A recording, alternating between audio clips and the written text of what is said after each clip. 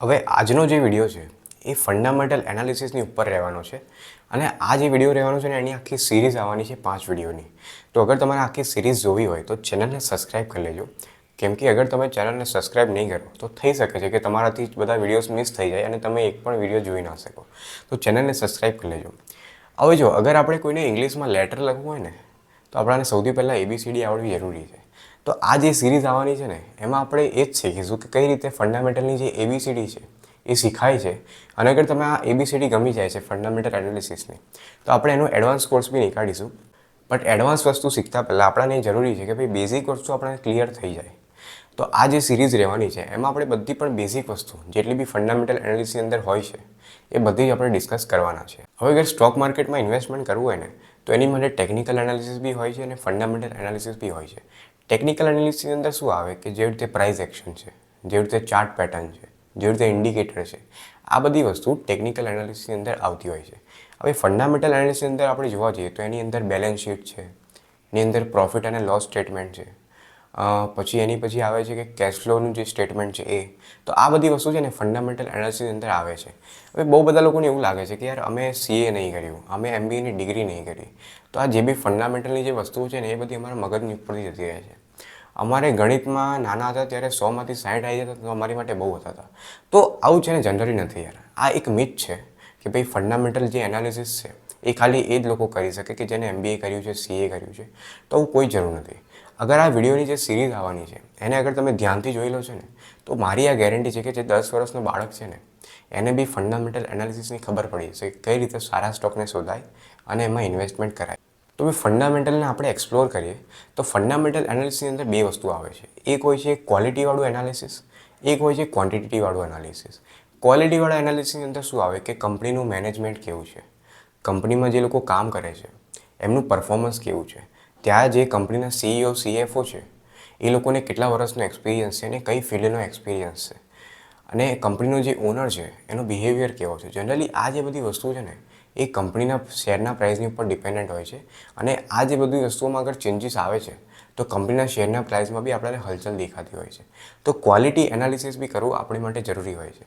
અને ક્વોન્ટિટીવાળા એનાલિસિસની અંદર શું આવે કે કંપની ઉપર પ્રોફિટ કેટલું છે, કંપની કેટલું પ્રોફિટ કમાય છે, કંપનીની સેલ કેટલી થાય છે દર વર્ષે, કંપની ઉપર કેટલો કરજો છે અને એ કરજાનું કંપની ઇન્ટરેસ્ટ કેટલું આપે છે. તો જનરલી આ જે બી બધી નંબરવાળી વસ્તુ છે, ગણિતવાળી વસ્તુ છે એ બધી ક્વોન્ટિટી એનાલિસિસની અંદર આવતી હોય છે. તો ટેકનિકલ એનાલિસિસ આપણને એ બતાવે કે ભાઈ ફોરવર્ડ ડાયરેક્શન, જે સ્ટોકની શેરની પ્રાઇસ છે એની ફોરવર્ડની ડાયરેક્શન શું રહેવાની છે. અને જે ફંડામેન્ટલ એનાલિસિસ છે એ આપણને કંપનીની હિસ્ટ્રી બતાવે કે કંપનીમાં પાછળ કેટલું પ્રોફિટ કર્યું છે, કેટલી સેલ ગઈ છે, દર વર્ષે કંપની કેટલું પ્રોફિટ કરી રહી છે, કેટલી સેલ વધી રહી છે. તો જનરલી આ બધી જે વસ્તુ છે એની પાસ્ટની હિસ્ટ્રી એટલે કે ફંડામેન્ટલ એનાલિસિસ આપણને બતાવે. તો ફંડામેન્ટલ એનાલિસિસ આપણને એ બતાવે કે કયા સ્ટોકને ખરીદવાનો છે અને કયા સ્ટોકને નહીં ખરીદવાનો. અને ટેકનિકલ એનાલિસિસ આપણને એ બતાવે કે એ જે સ્ટોક છે એને કયા ટાઈમ પર ખરીદવાનો છે, ક્યારે ખરીદવાનો છે. તો હવે તમને ખબર પડી ગઈ હશે કે ભાઈ ફંડામેન્ટલ એનાલિસિસ શું છે અને ટેકનિકલ એનાલિસિસ શું છે. હવે આપણે એ સમજીએ કે ફંડામેન્ટલ એનાલિસિસની ઇમ્પોર્ટન્સ શું છે. તો હવે જોવો યાર, અગર આપણે સ્ટોક માર્કેટમાં ઇન્વેસ્ટમેન્ટ કરીએ છીએ તો આપણે એવું સમજવાનું કે આપણે કોઈ કંપનીમાં ઇન્વેસ્ટમેન્ટ કરીએ છીએ અને કંપની કોઈ બિઝનેસ જ ચલાવે છે તો ડાયરેક્ટલી આપણે એવું જોવાનું કે આપણે કોઈ બિઝનેસની અંદર ઇન્વેસ્ટ કરી રહ્યા છીએ. તો અગર આપણે કોઈ બિઝનેસની અંદર ઇન્વેસ્ટ કરી રહ્યા છીએ તો આપણને એ બી તો ખબર હોવી જોઈએ ને મારા ભાઈ કે એ જે બિઝનેસ છે એ દર વર્ષે કેટલું પ્રોફિટ કમાય છે, દર વર્ષે એની કેટલી સેલ જાય છે, એ જે બિઝનેસ કરે છે એ બિઝનેસવાળા ઉપર કેટલો કરજો છે, એને કેટલું ઇન્ટરેસ્ટ લીધું છે. અગર આ બધી વસ્તુ આપણને ખબર નહીં હોય ને મારા ભાઈ તો આપણે એવી કંપનીમાં ઇન્વેસ્ટમેન્ટ કરી દઈશું કે જે કમાય તો દર વર્ષે 10 રૂપિયા છે પણ બેંકને ઇન્ટરેસ્ટ 12 રૂપિયાનું આપી દે છે. તો જનરલી આવી કંપનીમાં આપણે ઇન્વેસ્ટમેન્ટ કરી દઈશું ને તો આપણા જે પૈસા છે એ કંપનીની સાથે સાથે આપણા પૈસા બી ડૂબી જશે. તો આ બધી વસ્તુ ફાઇન્ડ આઉટ કરવા માટે કે કઈ કંપની ઉપર કેટલું પ્રોફિટ છે, એ બેંકને કેટલું ઇન્ટરેસ્ટ આપે છે, કંપની દર વર્ષે કેટલું કમાય છે, આ બધી વસ્તુ આપણે ફંડામેન્ટલ એનાલિસિસની અંદર શીખતા હોઈએ છીએ. અને આ માટે જરૂરી હોય છે કે આપણે કોઈ ખરાબ કંપનીમાં ઇન્વેસ્ટમેન્ટ ના કરી દઈએ. એની માટે ફંડામેન્ટલ એનાલિસિસ જરૂરી હોય છે. અને બીજો એક સૌથી મોટો ફાયદો છે ને કે ફંડામેન્ટલ એનાલિસિસ કરીને આપણને એ ખબર પડતી હોય છે કે કયો સ્ટોક અત્યારે ઓવર વેલ્યુ છે અને કયો સ્ટોક અત્યારે અંડર વેલ્યુ છે. અંડર વેલ્યુનો મતલબ શું હોય કે આજે કોઈ સ્ટોક છે જેને ચાન્સીસ છે, જેનું પરફોર્મન્સ એવું છે કે એ આવવાવાળા ટાઈમમાં 50-100 રૂપિયા જઈ શકે છે, બટ આજે જે સ્ટોક છે ને એ 5-10 રૂપિયાની આજુબાજુ ટ્રેડ થઈ રહ્યો છે. તો આવા સ્ટોકને, અંડર વેલ્યુ સ્ટોકને ફાઇન્ડ આઉટ કરવા માટે બી આપણે ફંડામેન્ટલ એનાલિસિસ શીખવું પડે. તો ફંડામેન્ટલ એનાલિસિસ જનરલી એવું છે ને કે અગર આપણે લોંગ ટર્મનું વિચારીએ છીએ આવવાળા 10-15 વર્ષનું, તો ફંડામેન્ટલ એનાલિસિસ આપણી માટે છે. આપણે ફંડામેન્ટલ એનાલિસિસ શીખવું પડશે.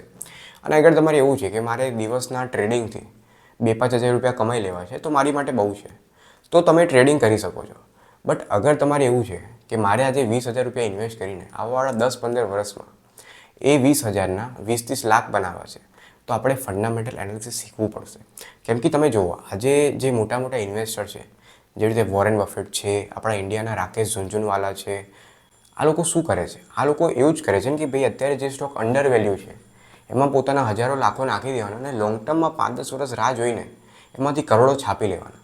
તો અગર તમારો વિઝન લોંગ ટર્મનો છે કે મારે લોંગ ટર્મમાં એક મોટી કેપિટલ જનરેટ કરવી છે, તો આપણે ફંડામેન્ટલ એનાલિસિસ શીખવું પડશે. અને અગર તમારે જેવી રીતે મેં કીધું કે ભાઈ 5-10 હજાર 2-5 હજાર રૂપિયા કમાવા હોય તો દરરોજના તમે પેલું ટ્રેડિંગ કરી શકો છો. પણ લોંગ ટર્મમાં અગર તમારું વિઝન બહુ મોટું છે તો આપણે ફંડામેન્ટલ એનાલિસિસ શીખવી જોઈએ. તો એની જ માટે આ ફંડામેન્ટલ એનાલિસિસનો અમે આખો કોર્સ બનાવીએ છીએ. અને આવાવાળા વિડીયોઝની અંદર આપણે એ બી જાણીશું કે ભાઈ ફંડામેન્ટલ એનાલિસિસની અંદર કયા કયા રેશિયો વપરાતા હોય છે, કઈ રીતે એની બેલેન્સ શીટ વચાય, એક્સેટ્રા જેટલી બધી વસ્તુ છે એ બધી આપણે આ સિરીઝની અંદર જોવાના છે. તો અગર તમે અહીંયા સુધી વિડીયો જોયો હશે ને, તો મને ખબર છે કે તમને લોકોને સ્ટોક માર્કેટમાં બહુ ઇન્ટરેસ્ટ છે અને તમે લોંગ ટર્મમાં પૈસા છાપવાના છો. અને અગર તમે આ બધી જેટલી બધી બેઝિક વસ્તુ છે, બેઝિક કોર્સની અંદર છે, એ બધી શીખી લો છો ને, તો મને મેસેજ કરીને કમેન્ટ કરીને જણાવજો કે તમારે એડવાન્સ કોર્સ બી શીખવો છે, થોડુંક એડવાન્સ નોલેજ બી જોઈએ છે, જેનાથી મને ખબર પડે કે આવા ટાઈમમાં હું એડવાન્સ કોર્સ બનાવી શકું.